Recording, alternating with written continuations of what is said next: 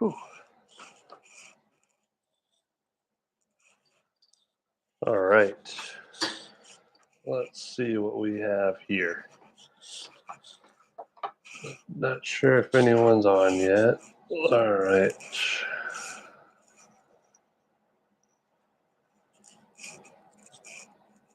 Google Drive.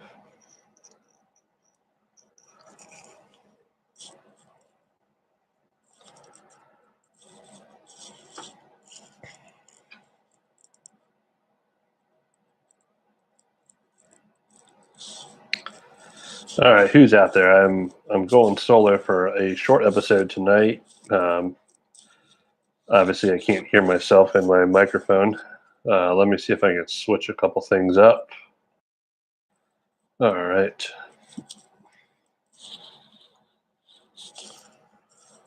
All right.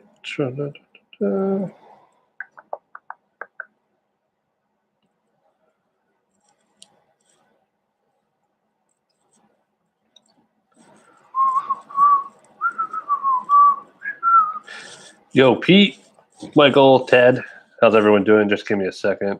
I'm just going to do a quick rundown episode.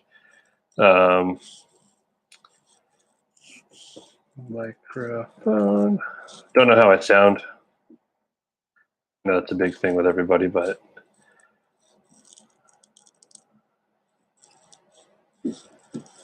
all right. Input sources. Got that. Keyboard text. Mouse is sound. All right. Not sure if that's going to change anything. Output. We'll switch to that microphone. All right, I'm going to give us another minute. Let me turn the light on.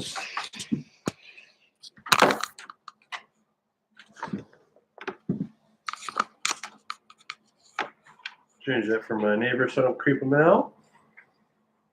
All right. Well, this is kind of creepy doing it all alone. All right. Keep saying all right.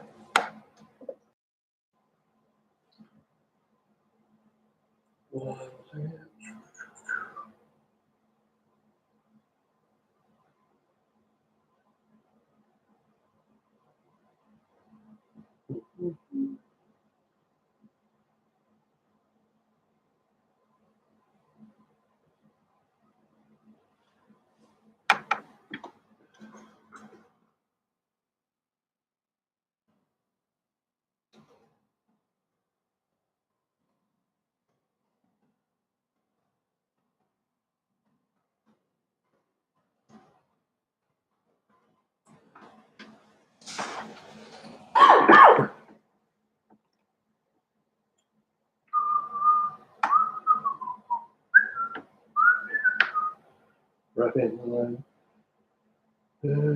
Okay.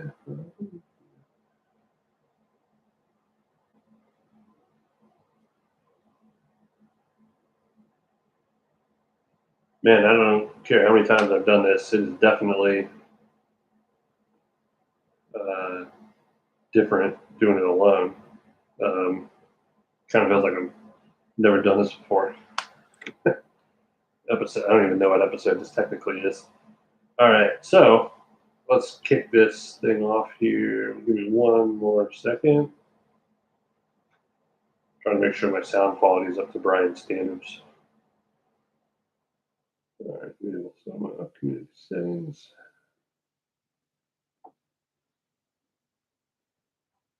Let's cancel that. Yeah, Michael. I mean, that place was that whole event. Everything about it was awesome. So highly recommend it. No matter what the distance is, I think you can have fun, whether it's fun paved, unpaved, 90 miles, 50 miles, 20 miles. I think me and Wes only did 30 miles 2 years ago. I think he was a little less prepared than he thought he was.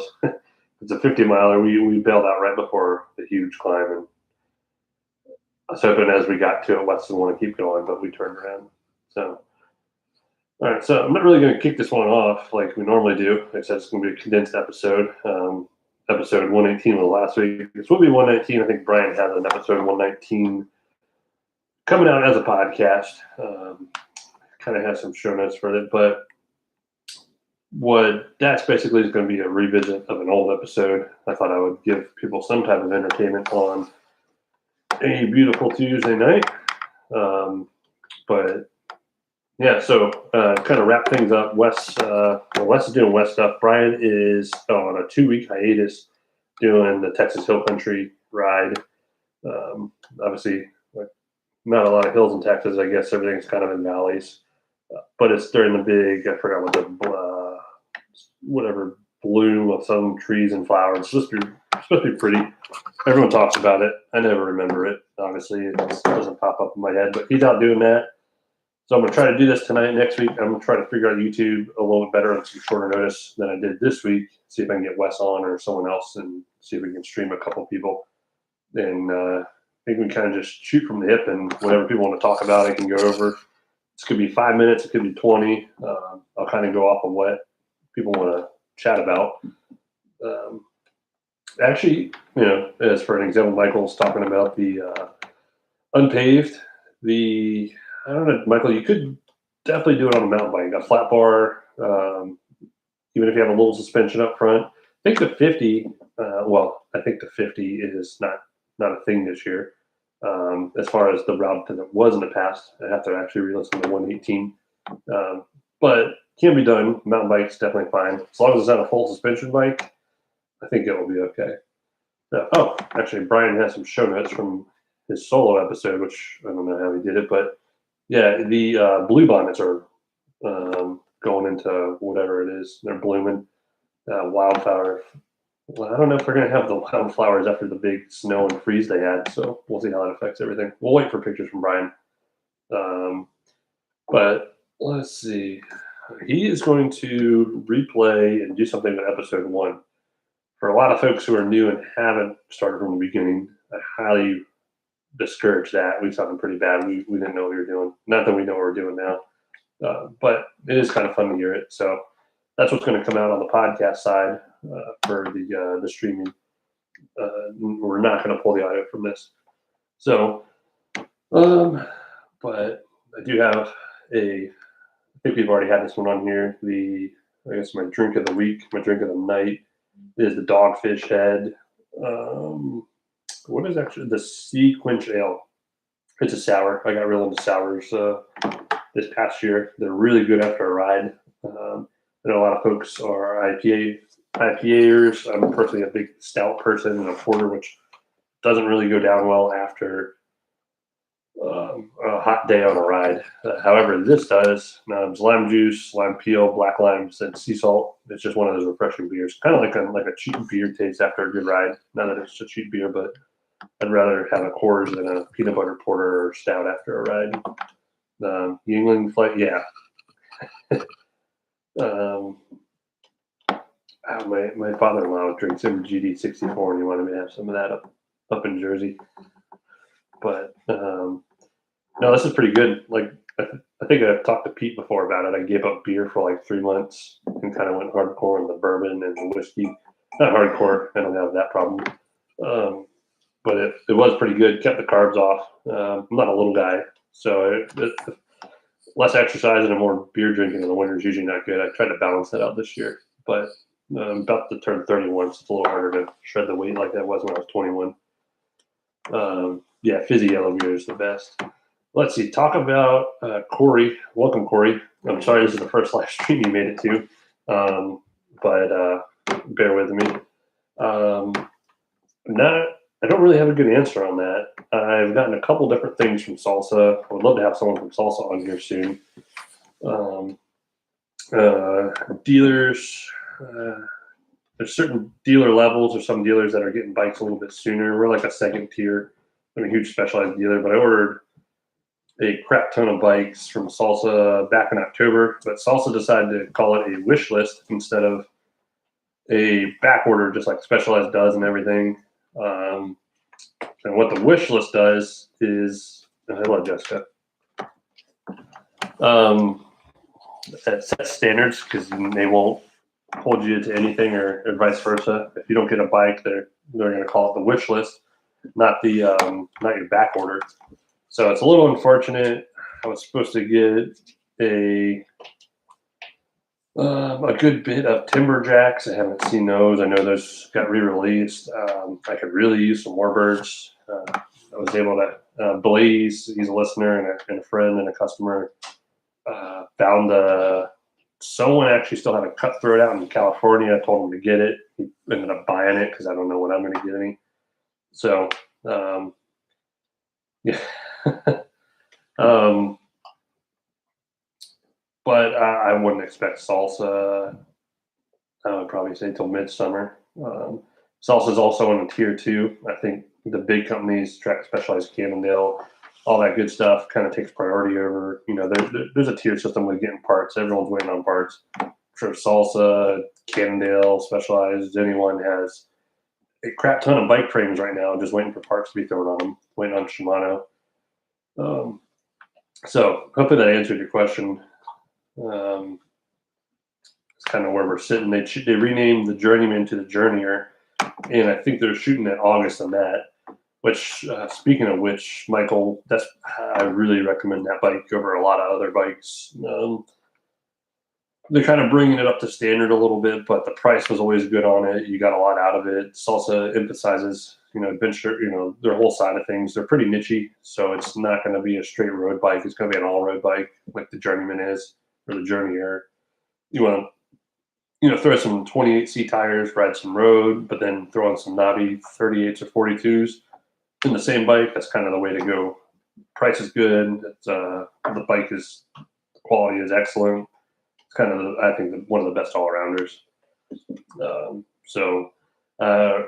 Shooting back really quick to parts, I don't know if everyone saw that the new GX Axis just came out on the mountain bike side of things, which is pretty cool because GX is like their mid-level components. It's it's like tier 3 versus all their other stuff. Which is going to bring a budget-friendly electronic group set for everyone with hardtails, or for someone doing the mullet setup on a gravel bike, where 1050 or whatever common on the back one by with drop bars, but with a mountain bike derailleur that you can so easily do now with Axis and SRAM and everything. It's going to be more budget-friendly. That being said, I don't know how much I'm allowed to say on here because there's actually not a lot of info on it at all, but SRAM might have a budget-friendly road electronic group set coming out, but I have yet to see anything, Pete, about a mechanical 12, redo 11, anything from them. I think they're looking at the future of being almost all electric, and they've kind of, I think, taken over that, where obviously Shimano has been there forever. But as a mechanic and everything, I much prefer the SRAM. So let me jump over. I will do a quick Strava Club rundown. Strava. I'm going to do it from the hip. So if anyone wants to shoot out your numbers to me, let me know. Otherwise, I'm just going to start picking 3 from last week and go from there. So, all right. Let's see here. Strava Club. Maybe I will.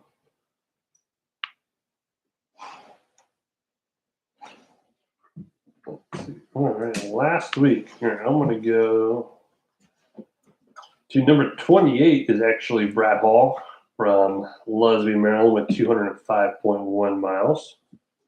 Then we're going to drop down to Brian Howell. I don't know if he is related to Chris or Alex Howell. Let's see, Brian Howell is a private profile, so we're going to redo that one. All right, one more. Here we go. All right, Annie Renaud, who she looks like she is a big gravel person. She's got some cool rides up on here. Annie had 154.4 miles out of, she does not have a town listed.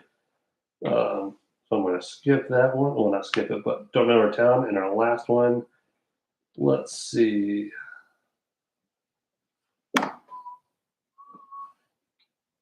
All right. Eli Orth from Cincinnati, Ohio. Eli had, oh, there we go. Eli had 134.0 miles. But one thing I want to do, what we haven't done in a while, I'm going to switch this over to elevation and see who had the elevation gain. All right. Ooh, Shannon Field from Odenton, Maryland was coming in. Oh man, that 29,000. What is Shannon? 29,583 feet over 300 miles, which is ridiculous. Longest ride of 81. I don't know what you guys do in your free time. I don't have that. So, but otherwise, we're up to 715 members and to break into the top 100 this last week. Let's see where we sitting. 200. No, that can't be right. That was elevation. All right. We're around, sounds about average. 123.5 miles was our average on that one. But otherwise, like I said, this can be a short or long. I know it's kind of boring with me tonight, but we did want to put something out. So if anyone wants to shoot anything over in the live stream, I'll cover it. I'll answer it. Anything you want to know. But I also don't want to bore people all night because I'm not that entertaining going solo. Let's see. I'm gonna exit out of that. Ted said he just 11 axis mullet gravel just added mountain bike. Are you running a mountain bike, Ted, or are you doing that on drop bars? Not too sure. There's another shop sell used bikes. The used bike market right now, Michael, is extremely tough. The one thing I would recommend, at least in our area, there's not too much like on the local Facebook marketplace. Stuff does pop up, and I'll keep an eye out for certain bikes. There is a DC used bicycle marketplace. I believe there's a Baltimore version of that. But that actual Facebook group is called DC Used Bicycle Marketplace. Check it out. There's a lot of stuff gets posted there every day. So it's usually obviously within the DMV. So I prefer that one. You can kind of keep it local. You can drive out and get it. Don't have to worry about shipping. Most people are fine meeting and whatnot. There's a big one called Online Swap Meet. Online Swap Meet is countrywide. Kind of doesn't let you get your eyes on it like in person, but you also have a bigger outreach with that. And then there's eBay. So I would, like I said, the DC one stuff's local. You might have stuff out in Virginia. Say at the worst, you're 2 hours away from most people posting on this page. And eBay, as far as budget-friendly bikes, the Pros Closet is also a really solid resource. However, the stuff fluctuates on there really fast. I don't know what their price lines are, but I do recommend, if people are looking for used bikes, I'd probably go to Pros Closet before anything else. Everything that goes to Pros Closet gets checked in, run through by mechanics, professionally, everything. You get some type of, they do something with as far as warranty or at least, product satisfaction. And it's coming from a reputable place. And if you have an issue, you have someone to go to. When you buy on eBay at a certain point, there's hiccups with that. You buy it from Joe Schmo down the street, and they kind of, screw the pooch. It's like, House of Cogs on eBay, guy in Philly area. And Philly's not too far. I mean, if you want to put your outreach into Philly, cities like that, Richmond. Also, you're looking 2 to 3 hour drive. With COVID and the bike shortage still, that's kind of where you got to be looking at your outreach. So, but if anyone else has any insights to help Michael out, feel free to post in the chat. I'll chat about it really quick. If you want to shoot me over what beer you're drinking before we wrap this up. This stuff is delicious. But kind of don't really have anything else to talk about. I'll look at the salsa first, if I can get it back. Yeah, so I'll keep my eye out, Michael. I do have some specialized diverges coming. Not as budget friendly as the salsas, but I also don't know the exact new price of the new Journeyer, which is replacing the Journeyman. And I'll keep my eye out. I know we're building up. Oh, I didn't talk about this. We're building up an all-city nature cross for an employee at the shop. Josh, who decided to sell his bike and instantly regretted that, but he sold a really nice salsa Journeyman. And then instantly regretted it. Tried to borrow my wife's bike, other employees' bike. So bought him a frame, and then told him to get some. He got some parts from Michael, or Mike, one of the local guys who he bought a salsa Warbird from us and recently put on GRX. So he got a really nice one bike group set. Got the wheels from him. Should have it together tomorrow. I forgot with some of the All City frames. They don't come with headsets. And when we ordered it, didn't realize it. When we pulled it out of the box, he had no headset. So Daniel says, yeah, I'm impressed. My partner got the Diverge Evo, but yeah, the Diverge Evo is badass. I was trying to get one of those and totally missed out on that. We had one at our new now second store up in College Park, Proteus, and I think that sold right before the transaction happened. But I would love to get my hands on one of those. For some reason, I'd rather ride that on some of these events than my actual gravel bike. But who knows? I did loan out my gravel bike. Jesse, one of the local locals down here, is taking it to Dirty Kitten. We were trying to figure out something on his belt drive commuter bike. He has a couple road bikes. We were trying to get some gravel tires on. And I was like, well, I'm not doing the event. We're kind of about the same height. And whatnot. So set it up for him. He took it tonight. He's going to go do the Growly Cat on it. So I wish him luck. Hopefully the bike stays in one piece. I think it's been pretty solid. That'd be a little embarrassing if something broke. Who knows, my fault. But that's the life of the bike mechanic. Brian is here. Brian should have doubled up one of these, or I should have had someone come over. We could have done I don't know how to do all this stuff with multiple cameras. For live feed, we could have done the Angler one too. But I miss you. So hopefully you made it to Texas fine, and that's why you're texting me. Ted, Joey, long-term review of the Redshift stem. Awesome when you forget that it's there until you realize your hands aren't numb. Yeah, I'll say that's kind of exactly how it is. At a certain point, you don't realize it's there, which isn't a bad thing. I actually don't realize it until I get on my other bike that doesn't have it. I got one from my All City, and I think I gave it to Marcus. He's been using it on his Sequoia. But you don't realize it till you get off that bike and hop on another bike. And that's kind of my best way to explain it. Brian can probably tell you something similar, especially after riding his Roubaix a little bit more and his Future Shock. But I would say you don't realize it which isn't a bad thing. I feel like you pay more attention to the Future Shock, and I've had issues with that.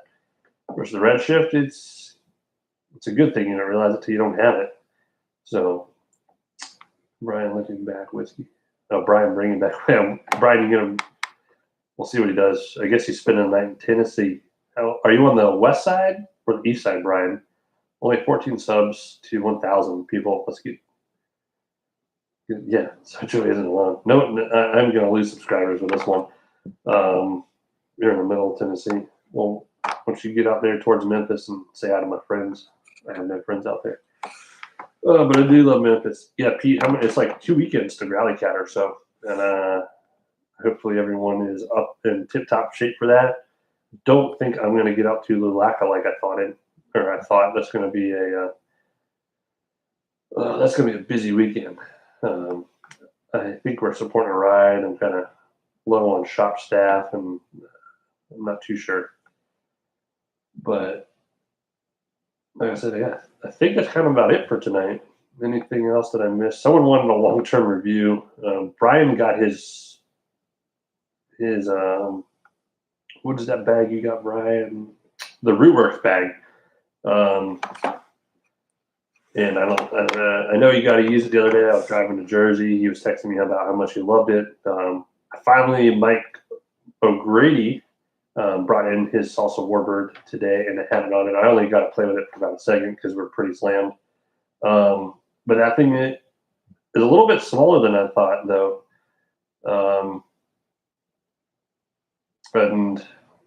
But I also think it's the perfect size. You also can't overload it. I think considering my Swift Industry bag, it's huge. My Randonneering bag, it's actually a perfect size, especially for just straight road riding. Keep a small camera, keep some of your goods, keep some extra food, just enough that you don't overload it, so you don't have all the extra weight. But I did like Michael got the all black, looked really good on the Salsa. I was kind of impressed. So I'll probably play around with it in the shop a little bit more tomorrow when I'm working on one of his racks for a Salsa. Too much room equals too much. Yeah, that's how I always am. Always overpack. Although I packed for Jersey this weekend, I only brought like 2 shirts, 1 pair of underwear, a pair of shorts. I was a little short on some clothes, but my lovely wife packed a few T-shirts. Perfect size fits. Oh, hey, Josh. I haven't seen Josh. Josh, I haven't talked to you in a while and or have not seen you in here. But I know things have probably been getting busy with, it looks like you were moving, some stuff with the kids. Hopefully you're getting some riding in. So Daniel, Rootworks had a bad batch and had to send them back to China to fix up, which delayed mine about 3 to 4 weeks. Rather they get it right though. Yeah. Did you get like one of the original batches, Daniel, or were you on this last 2-round run? 1 or 2 rounds ago, they I know they ran into like I guess it's not a bad issue. They were selling out like 6 hours, a couple hours at a time every time they repost bags. So I have yet to order one. I'll probably do it towards the end of summer. I don't know. See how everyone's bags hold up. I haven't actually have too many bags to get in. So last round when they wonder if that's from Ted. Well, Ted got his and Brian got his, but we'll have to see. But yeah. All right. Yeah. Let's see. Yeah, I think I keep saying that's about it. Stuff keeps popping up to see if they survive. Yeah, smart way to see. Yeah, see. Everything seems great about them. For a little bit, I saw it in the store today. I posted something for you the other night. It was on Facebook, Josh. I do have to apologize. I'm actually really bad at Facebook. This last week has been. I guess I didn't really do a quick weekly recap. Obviously the shop's been busier than I think I've ever been busier, and I thought last year was a busy year. This year might topple that. Just long hours. Thursday, I was prepping to go to North Carolina and back in the same day. So me and Paul from Proteus, we worked pretty late. Paul came down, spent the night at my house. We turned around at 4 a.m., decided to pick up our kayaks. So we had a big old 2500 Dodge Ram with a nice Cummins diesel in it, but we pulled the shop trailer down, left at 4 a.m., got 2 Hurricane kayaks when they opened, loaded up, filled that trailer up as much as we could, turned around and drove home, did not think about the Easter traffic of everyone on 95, and had a couple issues where my brakes were locking up on the trailer, and luckily we had a ginormous truck, and if you think you drive a truck that's huge, there's always a bigger truck, because I always considered my truck big, until you had an 8-foot bed, 2500, and so on and so on. So luckily the truck countered the brakes locking up. And it had every bell and whistle, and I was able to turn off the electronic brakes and all that good stuff and drove home safely. But turned around the next day and drove to Jersey. So that was like just under 800 miles and then another 250 the next day, and then back on Monday. So I've been a little busy. It's also why I'm not on Facebook a lot, so I apologize. So I didn't get a ride. I did bring my bike home. I think I'm going to start some morning rides. I kind of missed me and Brian, I think pre-COVID. He kind of started it. We were doing these early morning rides, hit McDonald's, getting a nice breakfast, and I'd ride home, which is a few miles from McDonald's, 1.5 miles, and be at work in time. And I work like at 8 o'clock in the morning, 9. I could probably go in at 9, so hopefully we could start those back up. So hopefully do some early rides. You still getting the Cosmic Stallion, Michael? because I think I've talked about it. But I probably don't have a new bike in my future. I loan out my gravel bike, and I have my All City Zigzag, which push comes to shove. Everywhere I've ridden gravel around here, if I really wanted to, I could ride the Zigzag with some 35s because it has that clearance. So, but no, I say I haven't been able to get a frame.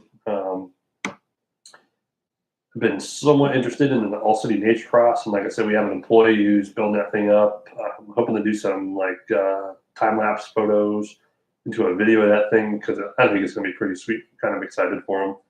He's also the kid who his first bike ride with us was doing the NCR like 2 or 3 years ago with me and Brian in a small group on like Boxing Day or New Year's Day, and we went to New Freedom and back. It was really cold. He never really rode before. He's also in immaculate shape and a cross-country long distance runner. So I thought he'd be dead. He had more energy than all of us. So it's it's the curse of the 19, 20-year-old kid. But he'll do good on that All City Nature Cross. He's talking about riding up to Baltimore from here for an overnighter, and he did the CNO and Gap in like 3 days. He's the one that did that on his Journeyman. It is a diesel truck. So I'm stoked to have him back on a bike and do some rides. So anyone here going to Rift? I thought Rich Brundo, I always script Rich's last name. I thought he was doing Rift. He's been doing some really long rides up in PA, doing the Rothrock, doing some unpaved. He works at State College, and he works and lives there. So we all met Rich a couple of years ago at Unpaved. But yeah, I know he's shooting for Gravel Worlds. He was talking about doing Rift. He was signed up for it last year. He's doing Unbound XL. I forgot what they're calling it. I think it's a 350 miler in like 24 hours. So, and he's not far from you, Ted. He'd be fun to ride with. So, Spike, I don't know what that means, Brian.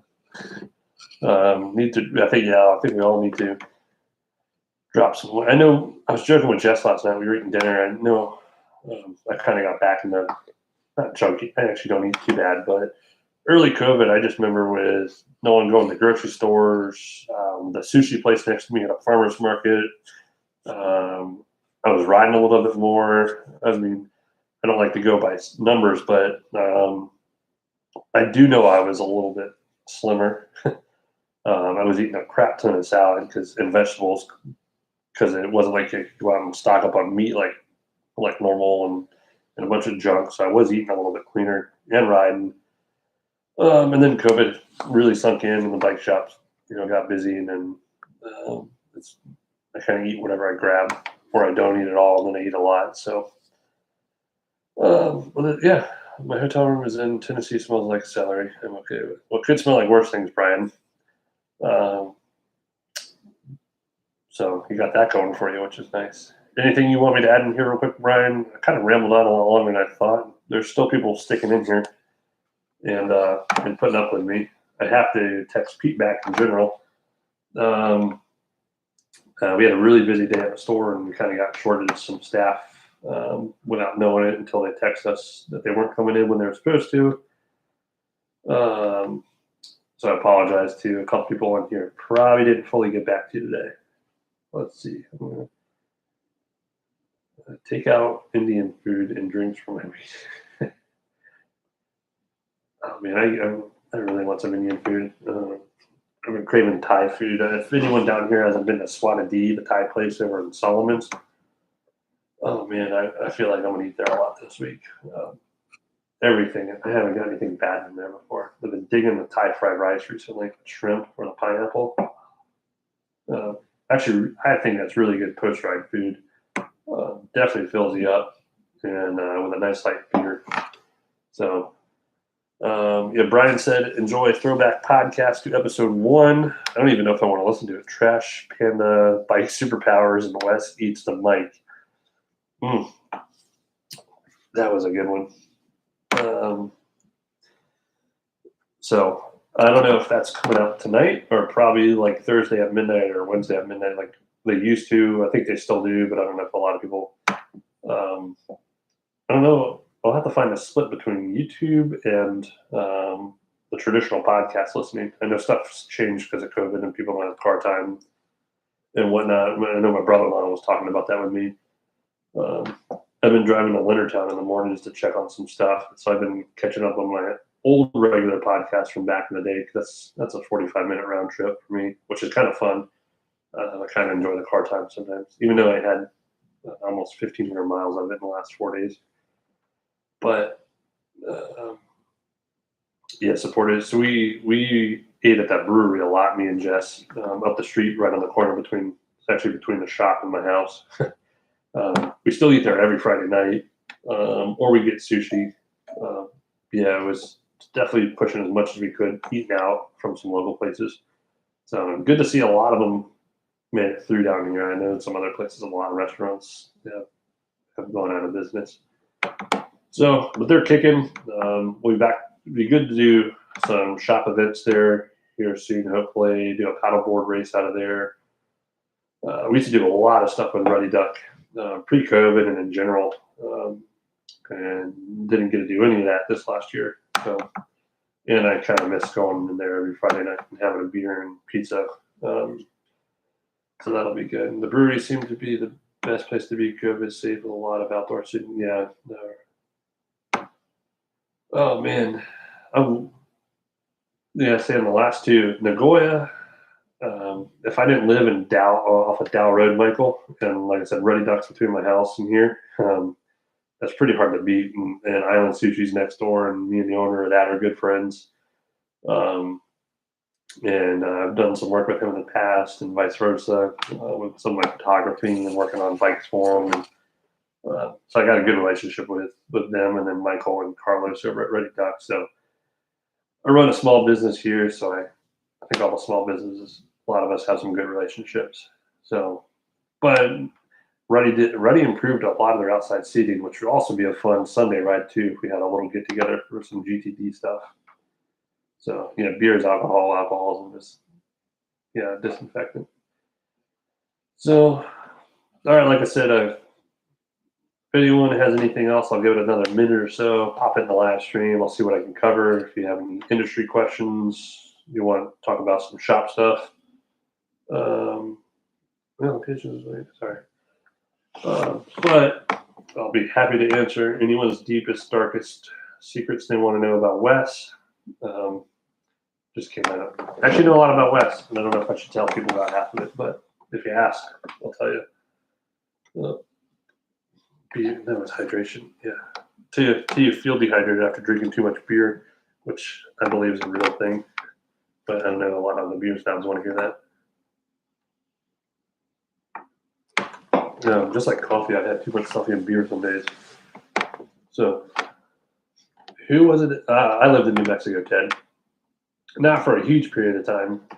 Would actually love to go out and visit and do some riding soon. Was out in the Clovis area, which is kind of near the border. I think, Ted, you've actually been to Clovis or Cannon Air Force Base.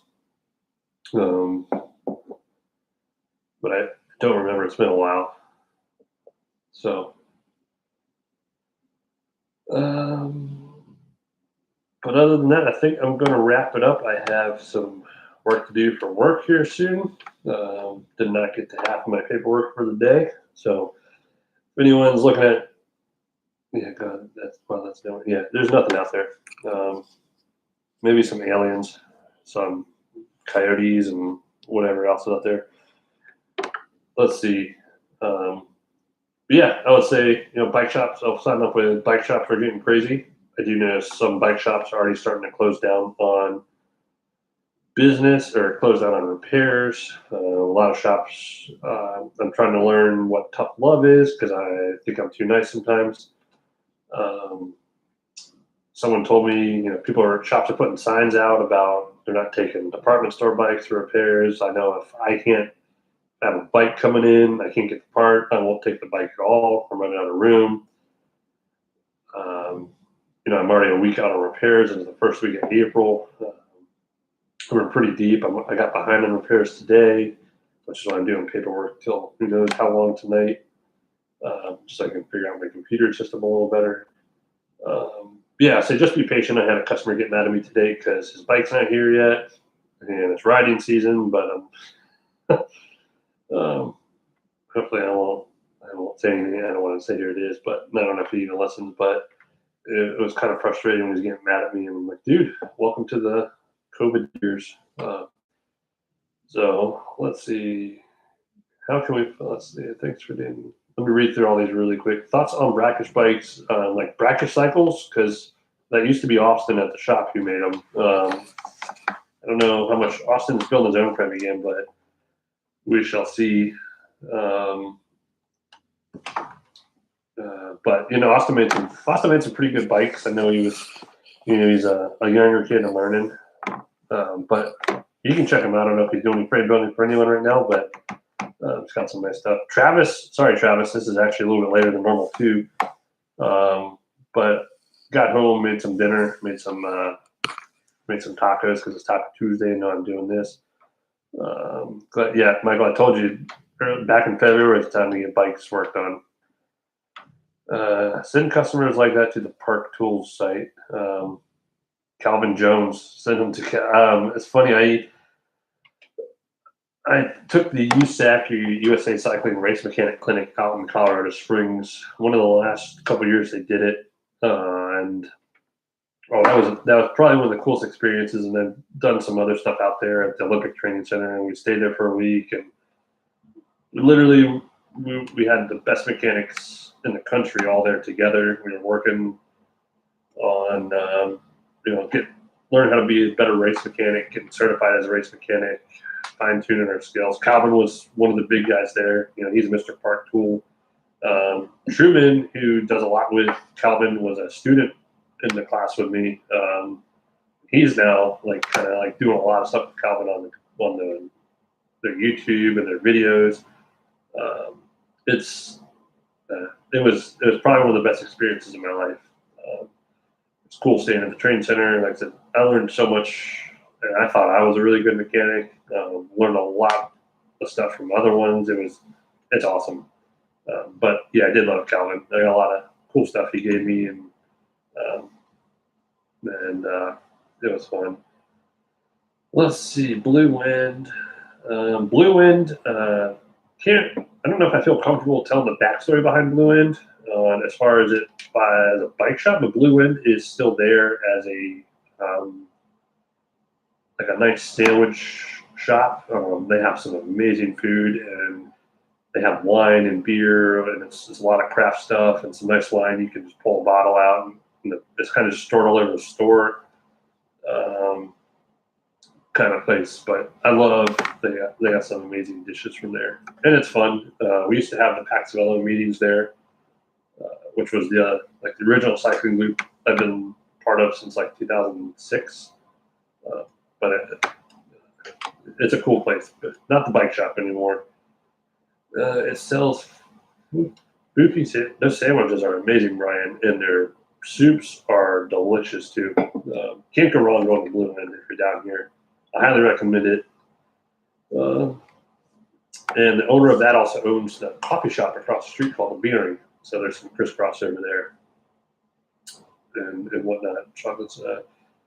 Had their rockfish wrap today from their food truck. Yeah, and they have a food truck too. Their chicken tortilla soup. I tried to replicate that last weekend.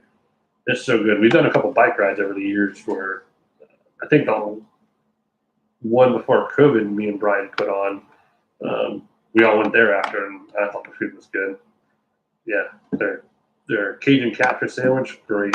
It's hard to do a bike ride out of. It's in a weird part of town, but it's definitely good to have everyone meet there after a ride, have a really good beer, and a good meal. Josh, I'm going to go back to Josh. I don't know if I'm going to be able to dig that back up, Josh, but give me a call at the store tomorrow or shoot me an email. It's probably the best way to get a hold of me nowadays. Usually email because I can respond to those anytime. So, and now the live stream is it's kind of blowing up, and I was getting ready to shut her down. But let's see, something like that. All right. So let's see if I can do this in normal fashion without really screwing this up. Um, Usually Brian would ask if we had anything else before we shut this down, and it would sound something like this. Thanks for listening to this episode of Mid-Atlantic Gravel, Travel, and Dirt. This is a listener-supported podcast by some incredible people on Patreon or PayPal, or the great folks who listen to us on YouTube, interact with us, support us, share us our stuff, everything. I think anyone who does anything, you know who you are. We appreciate it. Our show can be found wherever you find your favorite podcast. Wes was here to butcher it up. I'm not even going to attempt it. Our website on the interwebs is at groundtraveldirt.com. Our Instagram is at MidAtlanticGTD or at BNRains something something. I'm at Joey Skorsky 24. Wes doesn't believe in electronics, social media, anything, so you can't really find Wes. I'm not sure the government can find Wes anymore. He's erased everything. Probably burned his fingerprints off stuff too. Our phone number, if you want to leave us a message, might not be played for a couple weeks. Our phone number is 410-231-3850. Mid-Atlantic Gravel Travel Dirt is recorded this week just from my kitchen, nowhere else. No streaming anywhere. Brian's gone. Brian left me. Wes is doing Wes stuff. So thanks for riding along. Until next time, do good, be nice, go slow, respect others, stay healthy. Love you, bye. This is the part where I don't know if we're still live. I usually say some stuff. Some customers might hear me. Some people might not like what I say. I usually ask Brian, hey, are the mics off? Sometimes they are, sometimes they're not. Don't know how much trouble I've gotten myself into, but I probably can't get myself into as much trouble as Wes did at the end of our last podcast with Father Dave. So I guess until next week, Brian will still be gone. I'm going to try to have someone, maybe Marcus will come. Marcus is going to be gone. Maybe I'll get someone over to my house with me. Maybe I'll get Jess on here. She's been in bed since about 7, came down to get her phone charger.